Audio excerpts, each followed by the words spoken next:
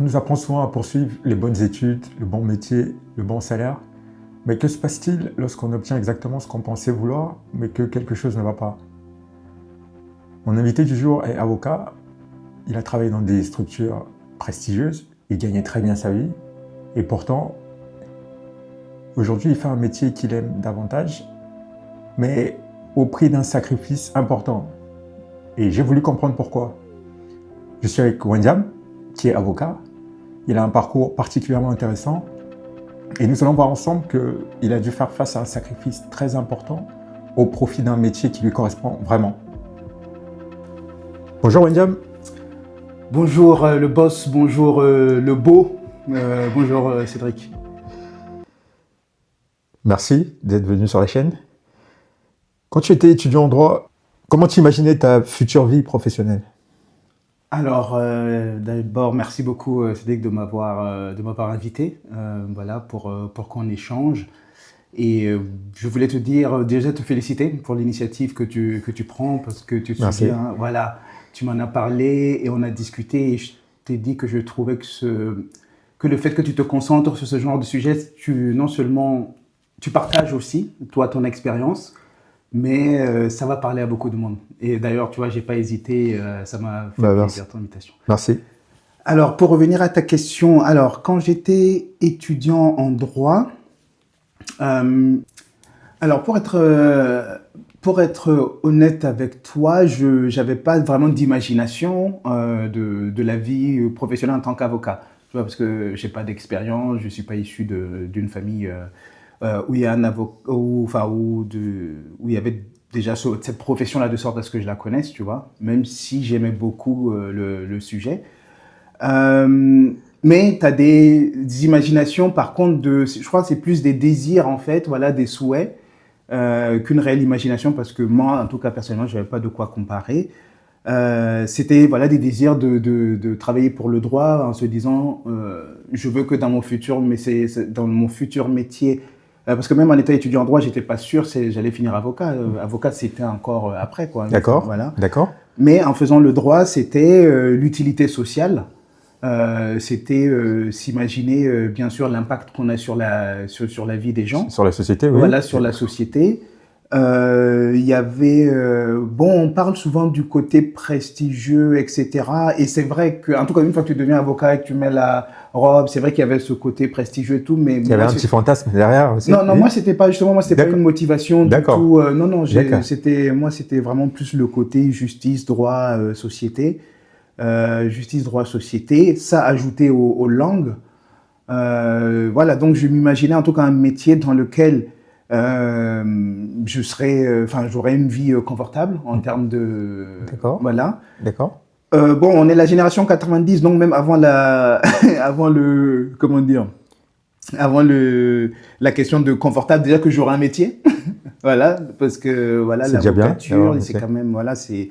En tout cas, au départ, à mon époque, c'était sélectif quand même, l'examen d'entrée, etc. Donc, être sûr qu'on va avoir un métier et qu'on va devenir avocat. Effectivement, l'utilité et la prestance sociale, faut dire les choses, le confort, le paiement, et voilà, le plus important pour moi étant l'utilité sociale. Et comme j'aime aussi parler, échanger avec les gens, bah, c'est un métier qui cochait quand même beaucoup de cases, quoi. Donc c'est plus ça. J'imaginais un métier en tout cas stimulant, où je voyais des gens, où j'aidais et où en même temps je gagnais bien ma vie, oui. D'accord. Et quand tu as commencé à travailler dans des cabinets où tu gagnais bien ta vie, est-ce que tu avais l'impression d'avoir réussi?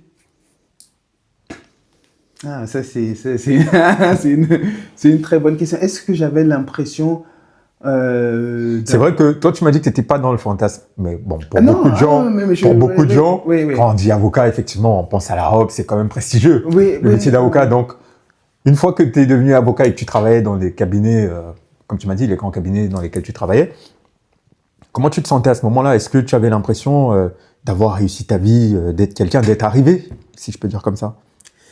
Non, bon, après, ça, c'est peut-être le côté burkinabé. Non, je dis la vérité, c'est peut-être le côté burkinabé de l'éducation de la famille et du grand-père et tout. Donc, c'est pas, C'est-à-dire dans le sens où on n'est pas dans le je suis arrivé, d'accord, je suis non, c'est pas d'accord. C'était pas ça du tout, mais par contre il y avait quand même un grand sentiment d'être à l'aise qui faisait plaisir, quoi, et une prestance aussi qu'on assumait, et parce que quelque part aussi on l'a mérité, on l'a mérité, mais pour soi, pas pour voilà, pas pour les autres. Ouais, d'accord. Ouais. Et à ce moment-là, à quoi ressemble réellement ton quotidien à cette époque? C'est-à-dire avant d'être dans le boulot que tu fais maintenant, ton ancien boulot par exemple, typiquement dans le cabinet, à quoi ressemblait ton quotidien? Alors là, je suis obligé de te parler en deux parties. Déjà, un commentaire général, c'est que, en tout cas dans la structure où j'étais, et je pense que c'est pareil pour les avocats, il n'y a pas de journée type. Déjà, ça, quand tu es avocat, c'est... Ah bon? Ouais, tu peux avoir ton agenda prévu, meeting, mais tu peux pas prédire ta journée. Ça, j'aimais bien ça aussi. D'accord. Voilà, tu peux pas tout le monde... Deux journées ne se ressemblent pas. Oui, et même dans la journée, puisque tu es dans la vie réelle aussi. Donc, peut-être il y a un client qui va t'appeler, peut-être qu'il y a une urgence qui va tomber d'un client, peut-être qu'il y a une assignation d'un client quelque part, l'associé va être stressé, ça va tomber. Enfin, voilà. D'accord. Donc, il n'y a pas de journée typique en mode. Donc, ça, d'accord. Après, ça, c'est le côté indépendant aussi. C'est gérer une entreprise. C'est pareil pour tous les entrepreneurs et j'imagine les métiers, pas mal de métiers indépendants. Alors donc deux parties, parce que la première année, j'ai vraiment eu de la chance entre guillemets, parce qu'au bout de quelques mois, on m'a mis sur une grosse affaire de droit pénal des affaires, avec des implications internationales et tout. Donc ça, c'était vraiment, en fait, j'ai commencé direct.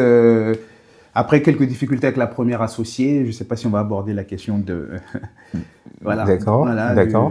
Du bien-être au truc. Bon, bref, voilà, donc ça c'est parti à balle, et c'est quand cette affaire-là est terminée, donc que ça a commencé à bon, on en reparlera. Voilà, d'accord. Ok. Bah, du coup, c'était la question d'après.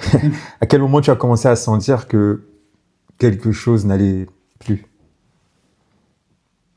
Alors, je sais pas si je peux te dater, tu vois, te dater, te dire que... Ah, d'accord. Ouais, mais il y avait une sorte d'instinct aussi. C'est-à-dire qu'à partir du moment où l'affaire est finie et que maintenant il était discussion parce que c'est un gros dossier qui a mobilisé près de la moitié du cabinet, tu vois, donc... maintenant que cette affaire-là est terminée, qu'on allait voir maintenant ce qu'on va donner à William, ce collaborateur, etc. Bon, voilà...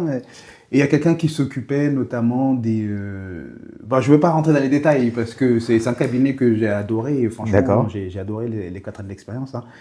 Mais bref, ce qu'on me proposait après ne convenait pas. Mais ce qu'on te proposait en quoi? En termes de salaire, en termes de mission, en termes de quoi? Alors, en termes totalement, certainement pas en termes de salaire, parce que ça me convenait très bien. Oui, d'accord. Un salaire, ça me convenait très bien. En ambiance même, et ça, c'est rare d'avoir sur les gros cabinets comme ça une bonne ambiance. D'accord. Donc, franchement, ça me convenait. Et là, c'était sur le fond, en fait. C'était sur le fond. Donc, en fait, typiquement, les types de sujets.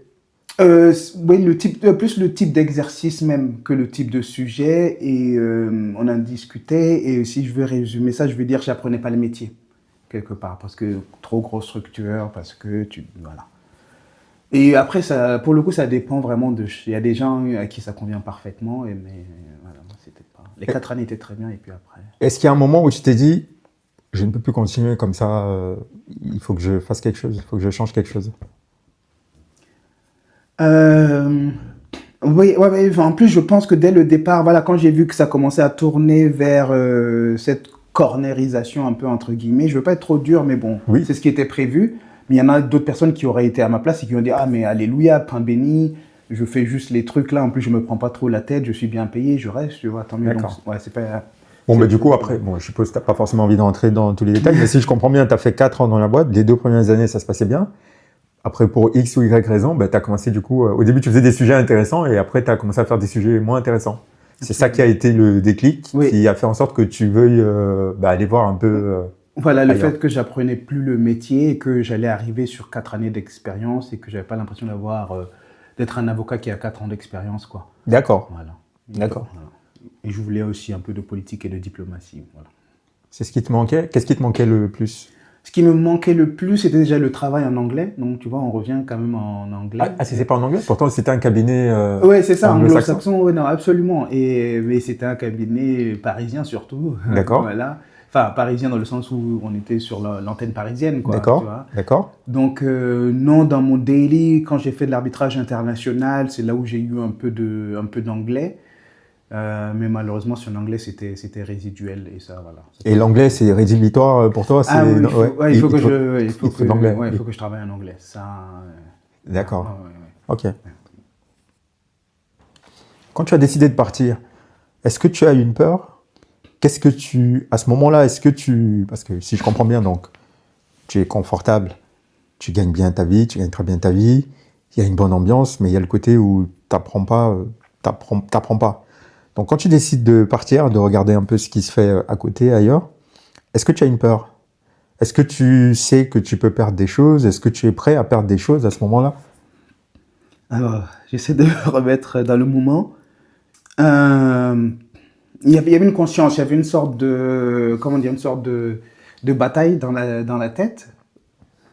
Mais j'étais arrivé à un point, parce que voilà, là on parle quand même d'à peu près, presque entre 6 mois et 1 an de situation. C'est pas une situation qui s'est présentée, ça ne me convenait pas et je me suis levé comme ça. D'accord. Ça c'est important de le dire. Oui, c'est important de le dire. C'est pas un coup de tête. Ça s'est pas fait sur un coup de tête. Non. Je déconseille vraiment. Même si malgré tout, je suis parti en n'ayant rien.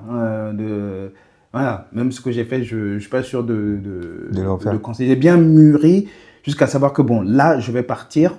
Mais même quand tu mûris jusqu'à savoir que là, c'est bon, je vais partir, il n'y a plus de chemin retour. Il faut quand même essayer voilà. Ou soit tu as prévu plein d'argent de côté. Voilà. En tout cas, faut pas, partir d'un coup de tête. C'est pourtant ce que j'ai fait, hein. Comme quoi on peut quand même, voilà. Mais c'était risky. Bon, après, j'avais mis pas mal de côté parce que justement, j'avais un niveau qui me permettait de mettre à côté et tout. Donc, je savais à peu près que je pouvais vivre 1 an et demi D'accord. Tranquille, quoi. D'accord. Donc, à ce moment-là, on va dire, tu n'as pas trop peur. Tu te dis plutôt, j'ai le temps de prendre de regarder ce qui me convient sans trop stresser. Oui, c'est ça.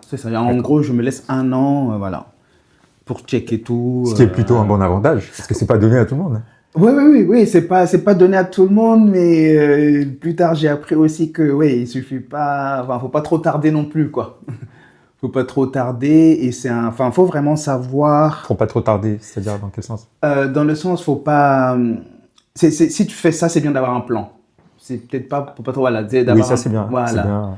Parce que moi, je suis pas très fan aussi du allez, on se lève et puis on part, on quitte comme ça. Non, il faut un plan. Et moi, mon plan, c'était que j'avais de l'argent à côté, donc je ne suis pas non plus sauté sans parachute. Mais même, il faut pousser le plan au bout, du coup, avec cet argent-là. Ça peut toujours ne pas marcher, même si... Voilà. Est-ce que tu as vraiment calculé? Est-ce que ça peut vraiment te tenir 6 mois? Dans ces 6 mois-là, qu'est-ce que tu as envie de... au bout du premier mois, c'est quoi ton objectif? S'il y a un imprévu qui arrive, comment tu gères? Exactement. Tu vois, et ça, ça c'est avec la maturité que j'ai commencé à voir ça, mais sur le coup, tout ça... À ce moment-là, Dieu, on verra, hein, Dieu est devant.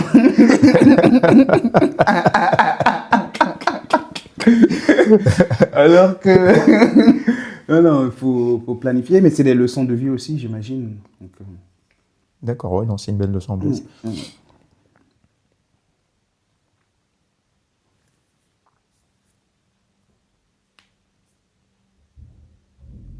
Finalement, tu arrives donc dans ce métier que tu fais aujourd'hui, où tu m'avais dit que, effectivement, tu gagnes beaucoup moins ta vie. Hein.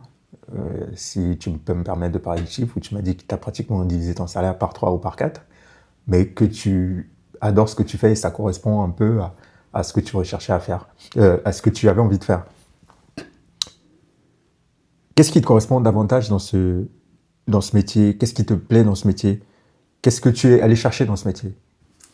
Alors, c'est une très très bonne question, parce que là aussi, c'est vrai, parce que là aussi c'est un saut en fait, tu vois, entre le moment où tu m'as parlé de l'interview et que j'ai un peu aussi du coup réfléchi sur moi, j'ai l'impression qu'à chaque étape, il y a une partie de saut quand même, tu vois. Plus, le parachute est plus ou moins large et solide, mais voilà. Et là, par exemple, bon, donc du coup, quand j'ai demandé mon omission au barreau, c'est-à-dire que j'exerce plus en tant qu'avocat. D'accord. Mais je suis omis, mais pas radié. Donc, c'est-à-dire, je peux me réinscrire au tableau à tout moment. D'accord. Ça aussi, c'était une sécurité pour sauter. Tu vois, je suis pas complètement fou. Donc, je sais que si jamais ce que j'ai essayé là en diplomatie et tout, etc., ça marche pas, je pourrais toujours revenir à l'avocature. D'accord. Voilà. Donc, j'avais cette sécurité. Alors, juste pour préciser, pour que ce soit clair, parce que nous, c'est vrai qu'on a discuté en off, pour que ce soit clair pour les gens. Ouais. Avant, tu travaillais,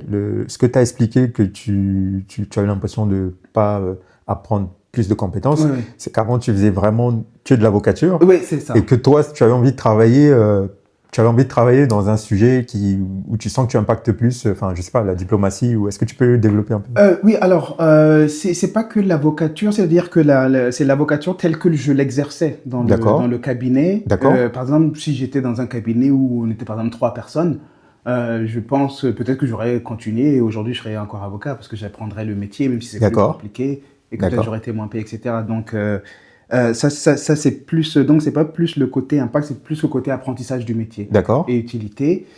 Et voilà, et les tâches en fait, parce que je pense que si j'avais en fait eu de bonnes tâches ou que moi je considérais que voilà, là j'apprends le métier dans un grand cabinet, je suis content, etc. J'aurais pas forcément fait le saut, tu vois. Après c'est un concours de circonstances aussi. Ça plus le manque de politique, diplomatie. Ouais, là, j'ai pris la décision de... Je me dis, tant qu'à faire, c'est le moment. Voilà, j'étais avocat pendant 4 ans, je vais qu'au bout de la 4e année, non pas que j'aime pas le métier, mais que je l'apprends pas. Et je me suis dit, bon, maintenant c'est l'opportunité. Si tu avais des choses dans la tête que tu voulais, dans tous les cas, tu peux revenir au métier quand tu veux. Mais donc, qu'est-ce que tu recherchais dans ce métier où tu es... dans ce métier que tu fais maintenant, qu'est-ce qui a fait en sorte que tu fasses finalement le gap de te dire j'accepte de gagner beaucoup moins pour faire ce métier? Qu'est-ce qui te plaît dans ce métier? Qu'est-ce qui a fait que tu puisses faire ce gap? Alors, disons que pour le coup, je parlais de planification. Et bien sûr, il y a toujours la chance et tout, les opportunités, mais c'est la planification. En fait, j'avais, comment dire, entre guillemets, la vision. Donc, la vision, c'est que j'étais avocat, je faisais purement du droit. J'apprends pas le métier, donc je pars. Et ensuite, j'aime la politique, j'aime la diplomatie. Donc, comment j'allie ces deux-là? Et comment je fais une transition smooth?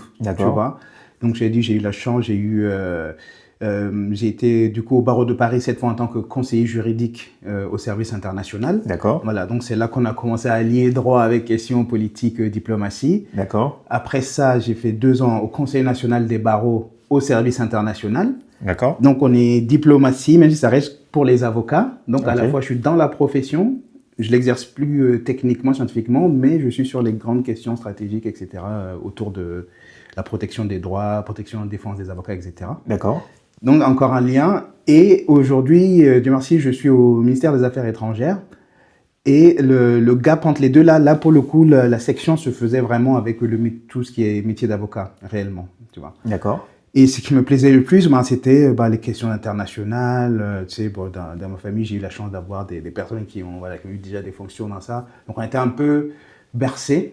Par ça? Ouais, on était un peu bercés par ça. Dès l'enfant, c'était RFI... à la télé, à la radio, dès le petit déjeuner, dès le midi auprès du grand-père, etc. D'accord. Voilà. Donc c'était quelque chose qui est un peu en tout cas dans l'éducation, la culture, et en plus la proposition de travail que j'ai eue à cette époque-là, c'était une proposition pour travailler sur la diplomatie du droit.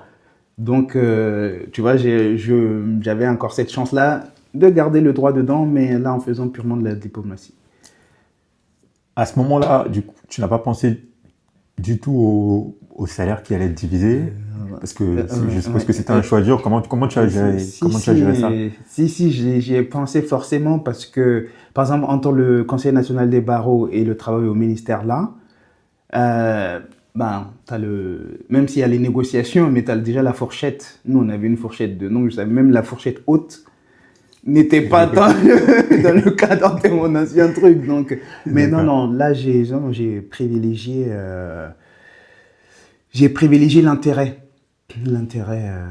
Donc l'intérêt des sujets, enfin la diplomatie, ou faire du droit dans la diplomatie, était au-dessus, et peut-être aussi le côté impact, parce que tu as parlé beaucoup au début, je crois que tu as commencé à parler d'impact, d'utilité sociale. Oui. Est-ce que là tu as l'impression d'être utile socialement? Alors oui, là vraiment, sur ce que je fais, oui. Je ne vais pas faire de hiérarchie d'utilité entre l'avocature pure et le truc, parce que voilà, c'est pas la même chose, mais voilà. Dans les 4 métiers là, ce sont les 2 métiers où je sens qu'il y a eu le plus d'impact. Plus d'impact. Et moi je suis à la mission d'appui à la démocratie et on fait notamment on fait la coopération internationale sur les sujets de droit. En fait. Donc toute l'action de la France, je sais pas, par exemple dans des pays en guerre, des projets sur comment reconstruire le système judiciaire, comment former les juges, comment former, voilà, etc. D'accord. Je m'occupe aussi de la formation de fonctionnaires étrangers. D'accord. Donc comment l'État français, par exemple, va donner des bourses pour former des fonctionnaires étrangers. Il y a beaucoup de demandes, voilà, sur ces pays-là qui sont aussi en train de se construire et de construire, voilà, leur fonction publique, etc. Donc ouais, non, là, en termes de projet, d'impact, c'est... Mais en quoi pour toi c'est impactant? Pour moi, ouais, non, aujourd'hui, de ce que je comprends, oui, c'est ça. Je veux dire, avant, j'ai comme l'impression qu'il y avait pas, t'avais pas ce côté impact. Là, tu es dans un truc où tu kiffes parce que c'est impactant. Mais c'est quoi l'impact pour toi? Qu'est-ce qui fait que c'est marrant, tu vois, parce que quand tu me dis impact, moi, je voyais impact pour les autres, tu vois. Je voyais pas. Oui, non, mais c'est intéressant. C'est une question très intéressante. Mais du coup, je me rends compte que l'impact. Parce que c'est une phrase qu'on dit beaucoup. Et en vrai, moi-même, je suis un profil comme ça. C'est vrai que j'ai un vocabulaire où j'aime souvent parler j'ai envie de faire quelque chose qui a de l'impact. D'ailleurs, c'est pour ça que j'ai créé cette chaîne, parce que c'est comme ça que je me sens utile. Mais en discutant avec d'autres personnes, je me rends compte que chacun a sa définition de l'impact. Non, c'est une vraie question. Chacun a sa définition de l'impact. Donc, vu que tu as parlé d'impact, j'ai envie de savoir, et puis à ceux qui nous écoutent, qu'est-ce que tu entends par impact dans ton métier qui fait en sorte que que ça te satisfait, en fait? Alors, c'est une excellente question. Je vais essayer de te répondre de manière pragmatique. Donc déjà là, merci parce que tu me fais me rendre compte que moi, je voyais l'impact plus dans mon action, dans l'impact chez les autres, puisqu'on est dans la coopération. D'accord. Mais d'un côté aussi, en tout cas, j'ai l'impression que ma satisfaction sur ces dossiers-là, c'est aussi, ça vient d'eux aussi. C'est par exemple, je sais pas, tu as un fonctionnaire... t'es un fonctionnaire, je sais pas, ivoirien, qui n'a pas les moyens d'avoir une formation de qualité et qui aimerait monter et qui aimerait, par exemple, je sais pas, moderniser son administration, avoir plus de transparence, lutter contre la corruption, etc. D'accord. Et cette personne, tu arrives à faire des arbitrages pour que cette personne ait des bourses du gouvernement français, par exemple, qu'ils viennent se former dans les grandes écoles, dans les hautes administrations ici. D'accord. Et que cette personne-là, en fait, par exemple, je sais pas, quand vous faites le truc de fin, te remercie vraiment, te dit, voilà, ça m'a permis de faire ça dans ma carrière. D'accord. Et aussi une autre satisfaction. C'est une reconnaissance. Du coup, tu aimes le côté un peu reconnaissance. Un peu, ce que je fais, ça sert pas à rien, et les gens quand même me reconnaissent. Est-ce qu'il n'y a pas une part de mon boulot est reconnu, enfin quelque chose comme ça, non? Je pense qu'il y a une part de ça. En fait, je pense, c'est un peu une question de tout le monde. C'est en fait donner le sens. C'est le sens au travail, en fait. Au final, c'est ça. Donc, moi, tu sais, faut pas me dire ce genre de mots. Parce que, impact sens, je vais te demander après, c'est quoi le sens? Après, on va partir. Non, mais c'est vrai. Oui, mais c'est ça, c'est la même question. Parce que je te dis impact, tu me dis sens, moi, je vais te dire, mais du coup, c'est quoi le sens? Tu vas me dire l'impact, je vais te dire, mais c'est quoi l'impact? Non, donc, à un moment, il va falloir que tu... Non, mais t'inquiète pas, c'est sûr qu'on va trouver, on va finir... Moi, j'ai pas la réponse, je préfère d'accord, oui, non. On va finir par... Mais voilà, ça me paraît important, cette question. Alors, première chose, pour moi, le sens... J'aime pas les discours généralistes. Donc, pour moi, le sens, déjà, et ça rejoint ce que tu disais, le sens, c'est chacun donne un sens en fonction de son vécu, en fonction de son expérience. Voilà. Donc, il n'y a pas de sens général. Voilà. Donc, je peux, du coup, parler que de mon expérience, tu vois. Et dans mon expérience, le sens, c'est quand... C'est même pas... J'attends pas que quelqu'un... te remercie. En fait, je sais pas. C'est peut-être une question de perspective. Ma perspective... Par exemple, même si la personne ne me revient pas dire « je suis reconnaissant, tu as fait ça pour moi », si je vois qu'au début, il était là et que grâce à mon action, voilà, c'est ça. Pour moi, c'est de voir que tu as participé à l'évolution de quelqu'un qui part d'un point A pour arriver à un point C. C'est ça. C'est un peu ça. C'est exactement, ouais. D'accord. Pragmatique, ouais. D'accord. Ouais. D'accord. Et un truc non négligeable, puisque je suis au ministère des Affaires étrangères, c'est l'échange avec les gens. D'accord. Ah ouais, ça c'est la diversité, puisque du coup je suis en lien avec nos ambassades, avec les postes, etc. Et là, c'est en anglais? Ça peut être en anglais, ça peut être en espagnol, du coup. Non, après, c'est les postes français. D'accord. Donc, tu peux parler français aussi, mais tu peux, du D'accord. coup... Est-ce qu'aujourd'hui, tu peux dire que le sacrifice en valait le coup? Aujourd'hui, oui. Aujourd'hui, oui. Pourquoi? Aujourd'hui, parce qu'en fait, je me sens plus aligné. Alors, enfin, il y a un travail, il y a beaucoup de choses, hein, mais je pense que... je dis pas que c'est le travail de mon last, tu vois. Oui, mais c'est déjà un mot fort. Tu as parlé de plus aligné, c'est un mot fort. Oui. Donc, moi, je veux que tu creuses un peu, ça m'intéresse. Oui. En fait, plus aligné... C'est-à-dire? Plus aligné, c'est dans le sens où, finalement, ce sacrifice-là m'a permis de me mettre dans une position pour travailler dans une position que j'estime meilleure pour moi, en fait. D'accord. Donc, effectivement, il y a tu vois, c'est toujours le yin et le yang. J'ai perdu en salaire et c'est effectivement un truc de vie. En termes d'alignement entre mon travail, moi, la personne que je suis, les valeurs que j'ai et l'impact que j'espère, en tout cas que je voudrais donner, je suis plus aligné, quoi. Et ça se matérialise comme ça se manifeste comment? Qu'est-ce que tu ressens, le fait d'être, c'est quoi? Tu te sens heureux, tu te sens à ta place, qu'est-ce que ça représente? Comment tu le mesures? Non, mais franchement, et je pense que ça c'est vraiment précieux parce que c'est une chance, hein, je réalise la chance que j'ai aussi. Et pour moi, un truc qui va peut-être parler à tous nos auditeurs, c'est par exemple, je sais pas, le dimanche soir, tu es content, lundi matin, tu as hâte d'être au travail. Voilà. Ça, franchement, là, franchement, oui. J'ai envie de te checker, mais franchement, non, mais c'est vrai, parce que beaucoup de gens, le dimanche soir. Ah, c'est l'heure de la dépression. Là, les gens commencent à dire, demain, c'est le travail, les gens ne sont pas contents. Et là, en fait, ce qui fait aujourd'hui que tu te sens plus aligné, c'est ce fait de se dire, ben, j'ai pas la boule au ventre le dimanche soir. Lundi, limite, j'attends le lundi, quoi. Je suis content. Oui, c'est ça. Après, c'est pas. D'accord, oui. C'est pas tout 365 jours comme ça. Mais voilà, le sentiment général, c'est que voilà, peut-être.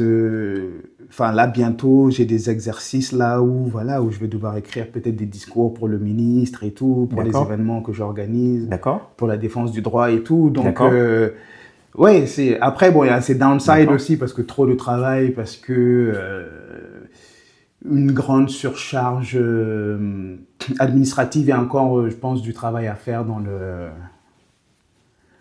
la gestion administrative et tout. Mais... Et ça, justement, quand tu parles, par exemple, de un exercice où tu rédiges des discours pour des personnalités importantes, est-ce que c'est valorisant, ça? Alors, franchement, je pense pas plus que ça. Non, mais c'est une bonne question parce que je suis en train d'apprendre, j'adore, tu vois, parce que j'apprends aussi beaucoup sur moi, là, pendant qu'on discute. Peut-être qu'il faut que il faut voir aussi la question de la valorisation pour moi. Parce que c'est pas forcément le mot que je mettrais. Moi, par exemple, écrire les discours, c'est un exercice que j'affectionne particulièrement. D'accord. Donc, limite, je vais voir plus le côté, je suis content de faire un discours, en plus, si jamais c'est apprécié, que c'est validé par la hiérarchie, tu vois, que de me dire, en fait, c'est pas le fait que ce soit pour le ministre qui est déterminant pour moi. Tu es plus content de faire le discours que la personne qui va lire le discours, mais, c'est ça. Mais évidemment, tu peux pas les séparer complètement. Le fait, si j'écris un discours, je sais pas, pour ma chef de pôle, et un discours pour le ministre, et j'hésiterai pas à le ressortir si jamais on est en discussion, tu vois. Mais voilà, et je crois, tu vois, ça c'est symptomatique par exemple, c'est-à-dire c'est un exercice que j'affectionne particulièrement et j'ai la chance de pouvoir faire cet exercice-là dans le cadre de mon travail, tu vois. Donc quand tu parlais d'être aligné, je pense en fait, si on voulait se trouver une sorte de truc, c'est que tes actions, ce qui constitue ta journée, qu'elle soit professionnelle ou personnelle, en fait, correspondent à des choses que tu aimes et à des aspirations. Voilà. Et est-ce que tu as le sentiment d'être épanoui, d'être à ta place aujourd'hui? Alors, pour être épanoui, il va falloir augmenter un peu les dollars. Non.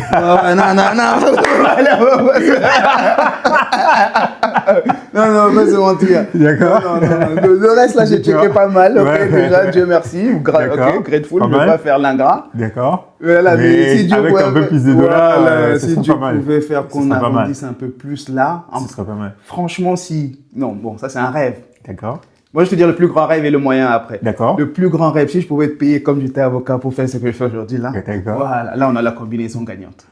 Mais je pense que ça, c'est ce que tout le monde cherche. Oui, ouais. Faire un truc où tu es très bien payé et que tu kiffes ce que tu fais. Mais j'ai l'impression que la plupart des fois, c'est soit on a seulement un des deux, ou voire même on a rien du tout. Ouais. Mais bon, toi, t'as déjà un. Ouais, mais après une bataille aussi, hein. Comme je t'ai dit, tu vois, je suis passé par 4 boulots pour finir par tomber. Alors, et encore, c'est pas encore parfait, hein, mais pour déjà être sur les rails de quelque chose qui me convient, tu vois. Donc, c'est normal aussi de chercher, il faut pas s'auto-flageller. Ça, c'est un message aussi que j'aimerais bien dire.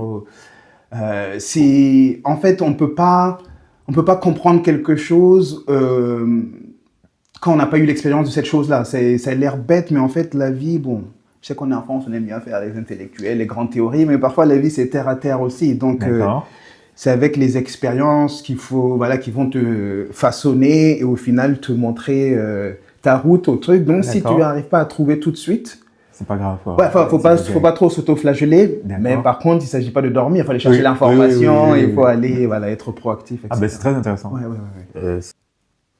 Et j'ai une question un peu, parce que tu sais que j'aime bien titiller. Aussi, ça, le beau, c'est bon, on te connaît. Hein. On te connaît. Si demain quelqu'un te proposait de gagner beaucoup plus, mais de revenir à ce que tu faisais avant, c'est-à-dire quelque chose où tu as l'impression que tu ne progresses pas forcément, est-ce que tu irais ou pas? Bon, on parle de quoi? On parle de combien? Ah non, mais bon, moi je sais pas, dans beaucoup plus, je mets ce que je mets dans ta vie d'avant où tu gagnais plus, mais maintenant pour refaire à peu près ce que tu faisais que tu n'aimais pas. Aujourd'hui? Ouais. Bon, ça dépend quand tu me poses la question. Si tu me poses la question avant de payer le loyer, peut-être que ma réponse Non, blague à part, non. Aujourd'hui, je parlais de planification. D'accord. Je suis encore en train de travailler dessus. D'accord.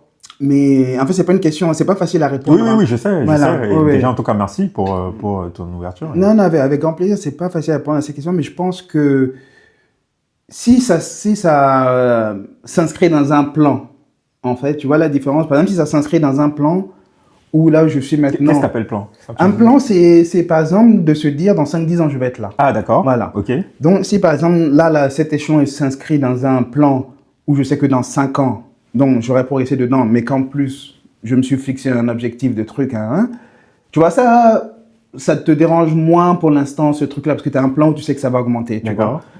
Mais si c'est à tâtons et qu'il n'y a pas de plan, et pour te dire la vérité, je suis en train de construire le plan, donc le plan n'est pas encore... voilà. D'accord. Donc je pense que c'est ça qui fait, qui me permet aussi, entre guillemets, de pouvoir... de pouvoir finalement, oui, comme tu disais, avoir divisé mon truc par 4, mais finalement ne pas changer aujourd'hui si on me pose si on me proposait beaucoup pour l'instant. D'accord. Voilà. Mais c'est pas le endgame, quoi. Ouais. Ok. Ouais. Si tu pouvais parler au jeune avocat que tu étais, je sais pas, quand tu avais 22 ans ou quand tu te cherchais, quand tu étudiais le droit, quelqu'un qui étudiait le droit, qui se posait des questions, quel conseil tu lui donnerais, par exemple, pour éviter des illusions ou ce genre de choses? Quel conseil que tu aimerais lui donner? C'est bravo, monsieur. Hein. Vos questions là, vous avez bien bossé. Hein. Merci. Alors, je dirais je vais vraiment réfléchir parce qu'il y a beaucoup de conseils. Mais si tu me dis d'en choisir un, je vais essayer de voir pour avoir le plus pertinent par rapport à l'avocature. Moi, je résumerais ça en un mot, je dirais... En fait, pour que je t'aide un peu, le conseil que toi, par exemple, tu as très bien gagné ta vie, après tu as fait un truc où tu gagnes moins ta vie, mais que tu kiffes. Donc je ne sais pas ce qui s'est passé entre temps, peut-être que tu t'es rendu compte que tu vibres pas ou j'en sais rien, t'es pas fait pour que ton potentiel peut-être n'est pas exploité ou que t'es pas à ta place. Le jeune là, lui qui fait les études de droit, qui est sur les bancs de l'école, qu'est-ce que tu peux lui conseiller pour que lui, il n'ait pas à choisir le mauvais départ, par exemple, peut-être comme toi t'as fait, avant de se rendre compte que... Parce que ça a un impact. C'est pas tout le monde qui peut se dire je gagne beaucoup, je lâche tout ce que je fais pour aller vers un truc. En plus, toi aujourd'hui tu es célibataire, il y a des gens, ils ont des enfants. Tu as des enfants, il faut payer le loyer, il faut aller en vacances, tu vas pas dire à ta femme écoute je laisse ça et puis vous allez manger donc c'est compliqué, ça a un impact qui est vraiment fort. Donc c'est une façon de t'aider. Je comprends. Qu'est-ce que tu pourrais... moi, en termes de conseils, c'est comme ça que je l'oriente. Peut-être que tu veux donner un conseil sur... voilà. Mais voilà, je sais pas.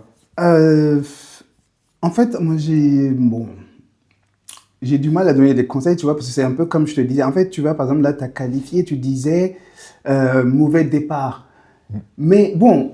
On peut considérer ça comme un mauvais départ, mais pour moi, en fait, c'est pas un mauvais départ ni un bon départ. C'est le chemin. C'est le chemin. Si j'étais pas passé par l'avocature, j'allais pas me rendre compte qu'en fait, au final, j'apprenais pas le métier que tu vois. D'accord. Donc, il y a pas, voilà, il y a pas de bon ou de mauvais choix. Ouais, ça, c'est important de le dire, oui. Jeunes avocats, ça fait peut-être un peu pompeux, philosophique, mais c'est d'abord de vous connaître vous-même. Donc surtout sur les aspects, mais là on est sur le professionnel. Donc voilà, donc te connaître toi-même, comment tu travailles, quel est ton rapport, ton rapport au travail, quelle est la conscience que tu as de toi-même, de ta vie, de tes capacités. Est-ce que tu as besoin de plus d'aide? Est-ce que tu as besoin d'aller dans plus de conférences? Est-ce que tu as besoin... Voilà, c'est vraiment, c'est vraiment s'alimenter. S'alimenter soi-même, vraiment travailler sur soi. Si j'ai un conseil, parce que je voulais trouver un truc générique, tu vois, qui arrive à englober, c'est travailler sur soi. Travailler sur soi, c'est, si tu fais pas assez tes essaie de voir comment tu fais pour travailler plus tes TD, si tu as des problèmes en termes d'élocution, si tu as des problèmes en termes de prise de parole en public, c'est faire comment on appelle ça en français, les exhibitions par rapport aux grandes écoles. Voilà. Moi, par exemple, ça, c'est quelque chose qui m'a beaucoup manqué, c'est de l'information sur la suite. Je pense que ça manque à beaucoup de personnes. C'est pas que à toi. Voilà, tu vois. C'est clair. Avoir les bonnes informations pour savoir effectivement ce que tu peux faire. Et même là, tu peux encore te tromper, c'est pas grave, mais au moins, tu as choisi encore. Nous, vraiment, Dieu, parfois... Heureusement qu'il était là et puis il a dit vas-y quand même, parce que c'était pas planifié, c'était pas en connaissance de cause, mais donc non, travailler sur vous-même, c'est important. Ok, j'espère que le message est bien compris. Est-ce qu'il y a une chose sur laquelle, puisqu'on arrive au terme de l'interview, est-ce qu'il y a quelque chose que tu aurais aimé que je parle mais que j'ai pas mentionné? Alors, j'espère que peut-être ça va te faire une transition, peut-être avec un futur ou une future confrère. D'accord. Mais ça serait la question, parce qu'on a parlé de tout ça, peut-être juste, comment ils appellent ça, la QVT. D'accord. La QVT, donc c'est les initiales pour la qualité de vie au travail. D'accord. Voilà, de référentiel. Donc je pense que c'est un aspect aussi qu'il est important qui est un beau dans les choix, parce que certes il y a le choix du 10K par mois. D'accord. Mais il y a QVT aussi, qualité vie travail, il y a cette balance là, effectivement on l'a pas évoqué. Alors mais quand tu dis c'est que tu vois bien faire ce sujet, ou bien tu penses que c'est un sujet qui est important à creuser pour... mais je pense que parmi tes next topics, il faut qu'il y ait ce sujet-là. D'accord. De la qualité de vie au travail. D'accord. On est dans une structure capitaliste. Je parle du monde, je parle pas de la France. Bien sûr. le travail, bon, peut-être que j'espère que mes chiffres sont encore bons, mais si je ne me trompe pas, on est encore à aller entre 60-70% des gens qui passent de notre vie qui se fait au travail. Donc, parce que mine de rien, la qualité de vie, en plus post-pandémie, Covid, etc. Donc, qualité de vie au travail, ça compte beaucoup sur les orientations.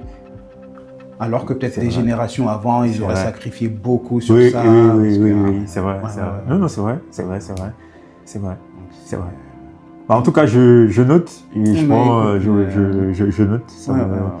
Mais en tout cas, je te dis merci beaucoup d'être passé sur la chaîne. Et puis peut-être prochainement, on ne sait pas, qui sait, peut-être encore pour un autre sujet. Bah écoute, franchement, avec grand plaisir. Tu as vu comment je me suis motivé. Il m'a fait venir dans son village. Hein.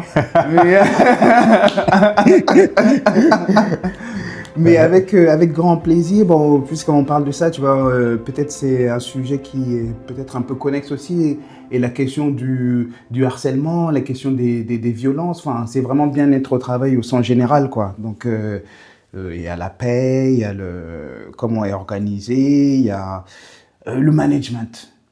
Je sais pas, peut-être tu as déjà fait un sujet que... D'ailleurs, moi, justement, j'aimerais bien avoir aussi parce que c'est vrai que moi, je parle un peu des réalités du monde professionnel, que ce soit pour ceux qui sont sur les bancs, pour qu'ils comprennent un peu que le monde réel est brutal, et que ce soit ceux qui sont en poste et qui veulent, par exemple, s'orienter. Donc, des managers, par exemple, j'aimerais bien avoir des managers aussi. Mais il faut. Parce que c'est vrai que nous, on se place un peu souvent du côté un peu... on va dire des salariés, mais après le manager, comment il vit, c'est problématique. Donc si jamais il y a des managers qui souhaiteraient se faire interviewer, je suis preneur. Parce que je ne veux pas trop m'avancer, mais je pense qu'il y a de quoi parler en termes de... Après, en termes de formation de formation de manager, j'entends. Donc d'apprendre vraiment c'est quoi le management. D'accord. En tout cas, mon expérience me montre qu'on a encore beaucoup à faire, en France. D'accord. Merci Wendy. Avec grand plaisir le beau. All right. Bonne journée. Merci à tous les auditeurs and see you soon. Ce que je retiens de cette conversation avec Wendy, c'est qu'il n'existe pas de métier parfait, ou il n'existe pas de choix professionnel ou de carrière parfaite. Tout dépend de comment chacun voit la chose. On a tendance à se focaliser sur les diplômes, le salaire, le bon métier. Mais ce qui peut être important de se poser souvent comme question, c'est qu'est-ce qu'on est prêt à sacrifier pour vivre le métier ou la vie qui nous correspond vraiment? Parce que ce ne sont pas nos diplômes ou un intitulé de poste qui vont vivre cette vie au quotidien. C'est bien nous. Alors si j'ai un conseil que je peux donner, posez-vous la question de savoir ce que vous êtes prêt à sacrifier pour vivre la vie que vous avez envie de vivre. Pas la vie que vos parents veulent que vous vivez ou pas la vie que la société veut que vous vivez. Parce que votre collègue n'aura pas le même sacrifice que vous. Donc alors, qu'est-ce que vous êtes prêt à sacrifier pour vivre la vie que vous avez envie de vivre?